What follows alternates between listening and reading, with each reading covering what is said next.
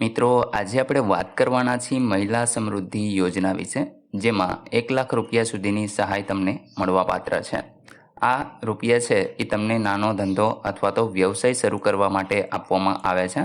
તો મિત્રો, યોજના વિશે સંપૂર્ણ માહિતી તમને આ વિડીયોની અંદર આપવાની છે, તો વિડીયોને પૂરો જોવા વિનંતી. જો તમને વિડીયો ગમે તો લાઈક કરજો, તમારા મિત્રો સુધી શેર કરજો અને ચેનલને સબસ્ક્રાઈબ કરી લેજો, જેથી આવી કોઈ પણ માહિતી આપ સુધી પહોંચતી રહે. તો ચાલો શરૂ કરીએ. તો અહીં મિત્રો, સૌપ્રથમ આપણે વાત કરશું યોજનાનો હેતુ શું છે. તો કે ગુજરાત સફાઈ કામદાર વિકાસ નિગમ ગાંધીનગર દ્વારા મહિલા સમૃદ્ધિ યોજના એટલે કે MSY હેઠળ જુદા જુદા ધંધા અથવા તો વ્યવસાય જેવા કે મંડપ ડેકોરેશન, કમ્પ્યુટર, ઇલેક્ટ્રોનિક દુકાન, પશુપાલન, કરિયાણાની દુકાન, વાંસકામ, સીવણકામ, embroidery, beauty parlour, mobile repairing વગેરે માટે સફાઈ કામદાર અથવા તો એમના આશ્રિત મહિલા હોય તો એમને વ્યક્તિગત રૂપિયા 1 લાખની લોન અથવા તો ધિરાણ છે એ 4% વ્યાજ દરે આપવામાં આવે છે. તો મિત્રો, અહીં નજીવા વ્યાજ દરે તમને ધિરાણની સુવિધા છે એ સરકાર દ્વારા પૂરી પાડવામાં આવે છે. મિત્રો, ત્યાર પછી આપણે વાત કરીએ પાત્રતા શું રહેશે. તો કે સફાઈ કામદાર હોવા જોઈએ અને અથવા તો એમના આશ્રિત હોય તો એ પણ ચાલે. અરજદારની ઉંમર છે એ ઓછામાં ઓછી 18 વર્ષ અને વધુમાં વધુ 50 વર્ષથી વધારે ન હોવી જોઈએ. એટલે કે 18થી લઈ અને 50 વર્ષની વચ્ચે હોવી જોઈએ. હવે મિત્રો, આપણે વાત કરીએ કે તમારે ઓનલાઈન અરજી કરવાની છે તો એની સાથે કયા કયા ડોક્યુમેન્ટ જોડવાના રહેશે. તો સૌપ્રથમ તો અરજદારનું આધાર કાર્ડ છે એ અપલોડ કરવાનું હોય છે. ત્યાર પછી એમનું રેશન કાર્ડ, ચૂંટણી કાર્ડ અને અરજદારની કુલ વાર્ષિક આવકનો દાખલો.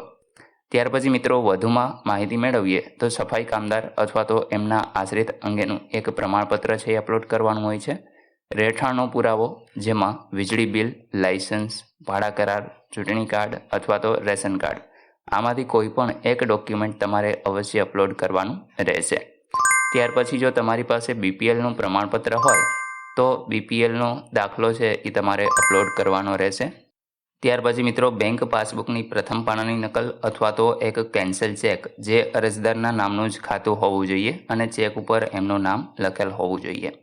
ત્યાર પછી જો કોઈ વિધવા સ્ત્રી આ યોજનાનો લાભ લેવા માંગતી હોય તો એમના પતિના મરણનો દાખલો છે એ એમને રજૂ કરવાનો રહેશે.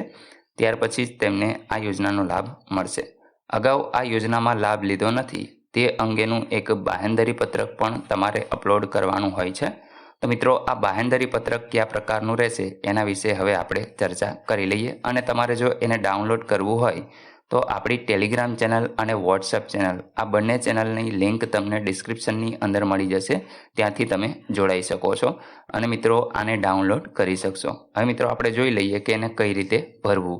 તો મિત્રો, અહીં તમે જોઈ શકો છો કે આ પેજ અરજદારે અરજી ફોર્મ ભરાયા બાદ ડાઉનલોડ કરી અને અપલોડ કરવાનું રહેશે. અહીંયા સફાઈ કામદારના પ્રમાણપત્રનો પણ નમૂનો છે એ આપવામાં આવેલો છે. તો મિત્રો, સૌપ્રથમ આપણે એ જોઈ લઈએ કે એને કઈ રીતે ભરવું. તો અહીં તમે જોઈ શકો છો કે સૌપ્રથમ તો તમારે આ પ્રમાણપત્ર છે એ છેકછાક કર્યા વગર ભરવાનું રહેશે. એટલે કે આમાં કોઈ પણ ભરવા ટાણે ભૂલ ન રહેવી જોઈએ. તો અહીં તમારે તમારું નામ છે એ લખવાનું રહેશે. ત્યાર પછી કઈ જગ્યાએ તમે રહો છો, એડ્રેસ આવશે, તાલુકો, જિલ્લો, અને ત્યાર પછી મિત્રો, અહીં તમે કેટલા સમયથીને કામ કરો છો એ તમામ વિગત છે એ તમારે આપવાની રહેશે. ત્યાર પછી મિત્રો, જે આશ્રિત લોકો હોય તો એમનું નામ અહીંયા આવશે અને સફાઈ કામદારનું નામ અહીંયા લખી દેવાનું રહેશે. દાખલો કાઢી આપનાર અધિકારીનો સાઇન સિક્કો આવશે અને જે અધિકૃત અધિકારી હોય તો એમનો સાઇન સિક્કો અહીં આવશે. સ્થળ અને તારીખ તમારે લખવાનું રહેશે. ત્યાર પછી કાર્યક્ષેત્રનો વિસ્તાર અહીંયા તમે જોઈ શકો છો. જો મહાનગરપાલિકામાં હોય તો એ રીતે અહીંયા અધિકારી આવશે અને દાખલો કાઢી આપનાર જે અધિકારી છે એ તમે અહીંયા હોદ્દો સહિત જોઈ શકો છો. ત્યાર પછી મિત્રો, આપણે વાત કરીશું બાંહેધરી પત્રક તમારે કઈ રીતે ભરવું. તો મિત્રો, અહીંયા આગળ તમને મુદ્દાઓ આપેલા છે જેને તમારે વાંચી લેવાના રહેશે. તમે આ વિડીયોને પોઝ કરી અથવા તો સ્ક્રીનશોટ લઈ અને આ તમામ મુદ્દા છે એને વાંચી શકો છો. આપણે મિત્રો, સમય ન બગડે એટલા માટે અહીંયા તમને સમજાવી દઈ કે અહીંયા તમારે સ્થળ લખવાનું છે, તારીખ આવશે, અહીંયા તમારી સાઇન આવશે, અરજદારનું પૂરેપૂરું નામ.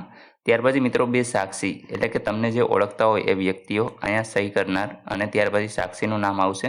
અહીંયા મિત્રો તમારે એનું એડ્રેસ છે એ લખી દેવાનું રહેશે.